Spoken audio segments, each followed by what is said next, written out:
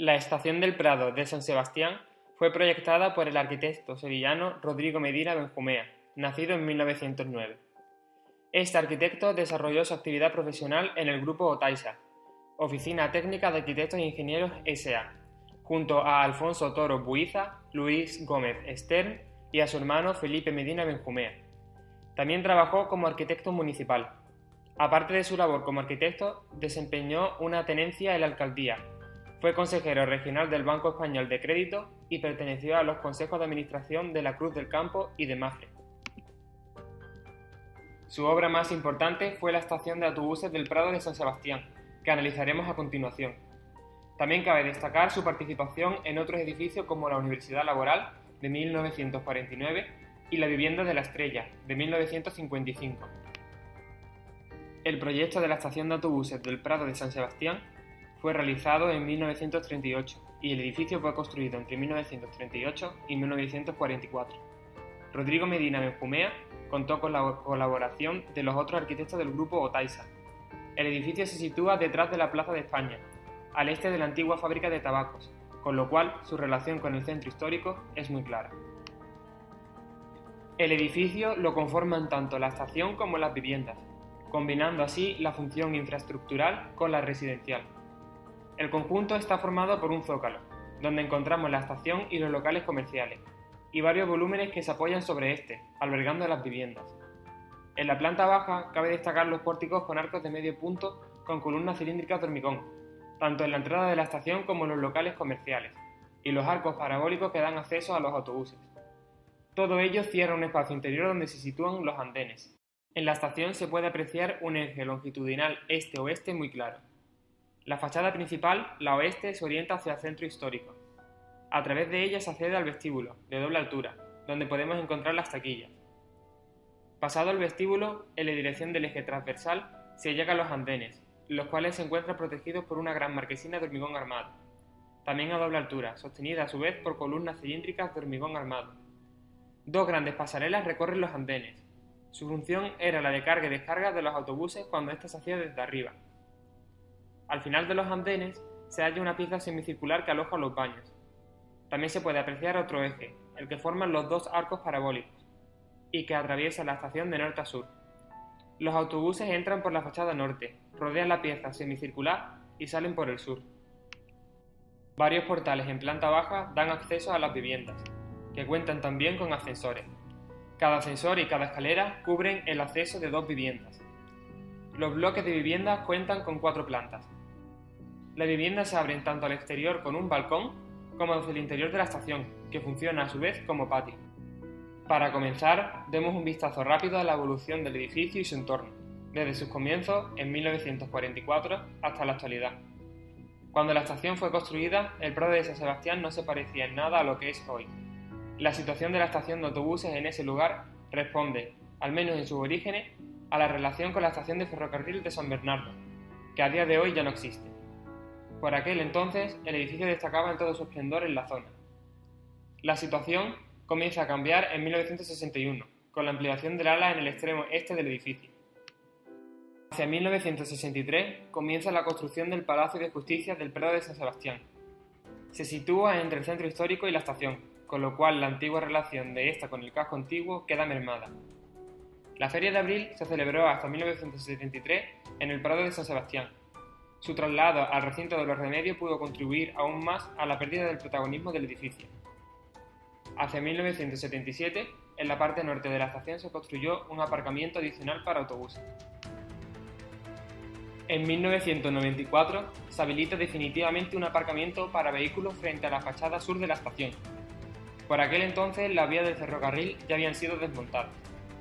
Hacia 2007, con la inauguración del tranvía, comenzó a construirse en la zona norte colindante con la estación La Cochera del tranvía.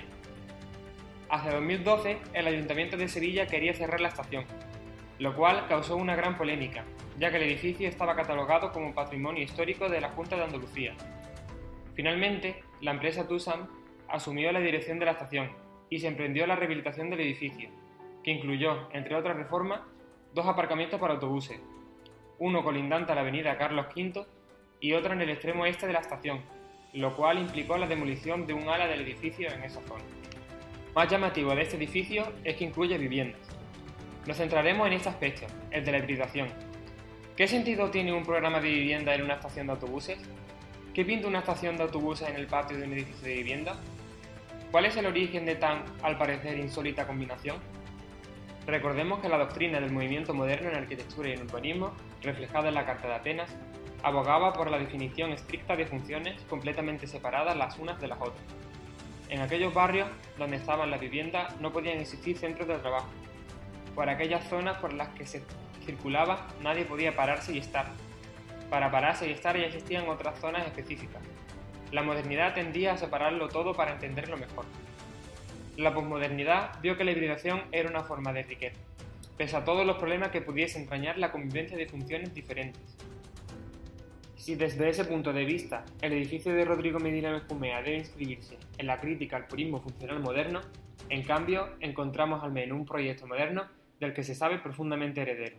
Lo asociamos precisamente por proponer una forma muy parecida de hibridación. Nos referimos al proyecto de ciudad vertical Hochhausstadt de Ludwig Hilberseimer, de 1925. Para eliminar los problemas derivados de los desplazamientos en la ciudad, sobre todo de la periferia residencial al centro, donde están los puestos de trabajo y viceversa, Hilberseimer propone simplemente eliminar esos desplazamientos, haciendo que las personas vivan justamente encima de los lugares donde trabajan. Este esquema provoca una superposición de funciones muy parecida a la del Prado de San Sebastián, un zócalo o basamento donde se encuentra la función de trabajo, y un desarrollo superior en el que se sitúan las viviendas. Este proyecto fue enunciado por primera vez por Hilberseimer en un ensayo titulado Großstadtbauten, en 1925, donde se teoriza sobre el esquema de la ciudad madre de la metrópolis, destinada exclusivamente a los negocios, y la ciudad de satélite, destinada exclusivamente a su residencia, y unidas al centro mediante veloces líneas férreas. Su conclusión es que este esquema de ciudad no funciona porque los sistemas de transporte no llegan a ser lo suficientemente rápidos, y las líneas se colapsarían. El proyecto de la Hochhausstadt fue publicado en detalle en la revista Großstadtarchitektur en 1927. Pasa de una zonificación horizontal a una zonificación vertical, eliminando directamente la necesidad de desplazarse, al poner la vivienda en contacto directo con los lugares de trabajo. La tipología pensada para los rascacielos prevé, en efecto, un amplio basamento formado por 5 pisos de oficina y espacios de trabajo, sobre los cuales sobresalen la forma más esbelta de los 15 pisos de vivienda. En cierto modo, podríamos entenderlo como si se tratase de dos ciudades superpuestas, una encima de la otra. Debajo estaría la ciudad comercial y laboral, con su circulación rodada. Encima, la ciudad residencial, con su circulación peatonal y el servicio urbano e interurbano bajo tierra. Además del Zócalo, podemos encontrar varias similitudes más con la estación del Prado de San Sebastián. La Hochhausstadt propone edificios de vivienda longitudinales con orientación sur, de modo que todas las habitaciones den al exterior para una mayor iluminación y ventilación. El esquema de la vivienda del Prado es el mismo, grandes edificios longitudinales, que permite que en todas las habitaciones den al exterior. En realidad, esta combinación extraña de usos en una misma arquitectura es de una rabiosa actualidad. Hoy lo llamamos hibridación. Los mejores arquitectos nos dicen que hoy la buena arquitectura no es la que está pensada para una sola función, sino la que hibrida en su seno dos o más funciones diferentes. Puesto que la realidad es compleja e híbrida, la arquitectura también ha de serlo. En este sentido, la estación de autobuses del Prado es un edificio postmoderno, ya que propone una forma de hibridación frente a la pureza funcional que predicaba el movimiento moderno.